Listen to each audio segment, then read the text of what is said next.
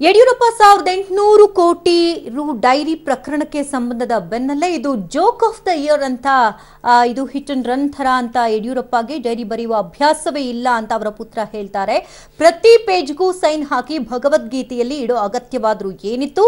ಯಡಿಯೂರಪ್ಪನವರ ಹಸ್ತಾಕ್ಷರವನ್ನ ಸೃಷ್ಟಿ ಮಾಡಿ ಇದನ್ನ ಮಾಡಲಾಗಿದೆ. 2009ರಲ್ಲಿ ಸಿಕ್ಕಿದೆ ಅಂತ ಹೇಳ್ತಿದ್ದಾರೆ. ಇದುವರೆಗೂ ಕೂಡ ಏನ್ ಮಾಡ್ತಾ ಇದ್ರು? ಬರೋಬ್ಬರಿ 10 ವರ್ಷಗಳೇ ಕಳೀತಾ ಇದೆ ಅಂತ ಶಿವಮೊಗ್ಗದಲ್ಲಿ ಬಿಎಸ್ವೈ ಪುತ್ರ ಬಿವೈ ರಾಘವೇಂದ್ರ ಪ್ರಶ್ನೆ ಹಾಕಿದ್ದಾರೆ. ಸರ್, ಇದು ಜೋಕ್ ಆಫ್ ದಿ ಇಯರ್. 2009ರಲ್ಲಿ ಈ ಡೈರಿ ಬರೆದಿಟ್ಟಿದ್ರು ಅಂತ ಹೇಳಿ ಆರೋಪನ ಮಾಡಿದ್ದಾರೆ. ಸನ್ಮಾನಿಸಿದ ಯಡಿಯೂರಪ್ಪನವರು ಪ್ರತಿ ಪೇಜಿಗೂ ಸೈನ್ ಹಾಕಿ ಭಗವದ್ಗೀತೆ ಇಡೋಂಥ ಅವಶ್ಯಕತೆ ಏನಿತ್ತು? ಅಂದರೆ ಈ ರೀತಿ ಹಿಟ್ ಅಂಡ್ ರನ್, ಹಿಂದೆ ಟೆಂಪಲ್ ರನ್ ಮಾಡಿ ಅದೊಂದು ಡ್ರಾಮಾ ಮಾಡೋಂಥ ಪ್ರಯತ್ನ ಕಾಂಗ್ರೆಸ್ ನಾಯಕರು ಮಾಡಿದ್ರು.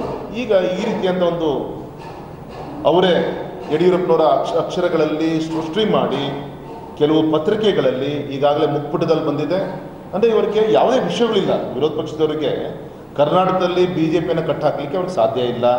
ಹಾಗಾಗಿ ಈ ರೀತಿಯಂಥ ವಾಮ ಮಾರ್ಗವನ್ನು ಉಪಯೋಗಿಸ್ಕೊಂಡು 2009ರಲ್ಲೇ ಸಿಕ್ಕಿತ್ತು ಅಂದಮೇಲೆ ಈ ಪುಣ್ಯಾತ್ಮರಿಗೆ ಇದೇ ಗೌರವದ ಸಿದ್ದರಾಮಯ್ಯ ಸರ್ಕಾರ 5 ವರ್ಷ ಆಡಳಿತದಲ್ಲಿ ಇತ್ತಲ್ಲ, ನಿದ್ದೆ ಮಾಡ್ತಾ ಇದ್ದಾರೆ ಇವರು. ಮತ್ತು 2009ರಲ್ಲಿ ನಿಮ್ಮ ಯಡಿಯೂರಪ್ಪನ ಮೇಲೆ ಯಾವ ಕೇಸ್ ಇತ್ತು? ಅವತ್ತೇನೋ ಆ ಡೈರಿಯಲ್ಲಿ ಬರೆದಿಟ್ಟಿದ್ದಾರಲ್ಲ, ಮತ್ತು ಯಾರು ಬಿಡುಗಡೆ ಮಾಡಿದೆ? ಎಲ್ಲಿಂದ ಸೃಷ್ಟಿ ಆಯ್ತು? ಎಲ್ಲಿ ಸಿಕ್ತಿದ್ದು? ಇದು ಎಲ್ಲಿ ಸಿಕ್ತು? ಮತ್ತೆ ಹಾಗಾದರೆ ಅದು ಯಾರ ಮನೇಲಿತ್ತೋ ಏನೋ ನಂಗೆ ಗೊತ್ತಿಲ್ಲ. ಅಲ್ಲಿ ನಿಮ್ಮ ಪತ್ರಿಕೆ ಮೂಲಕ ನಂಗೆ ಗೊತ್ತಾಗಿರೋದು ಏನು ಅಂದರೆ ಇದು 2009 ಸಿಕ್ಕಿದೆ ಅನ್ನೋದು ಮಾಡಿದ್ರಪ್ಪ. 2009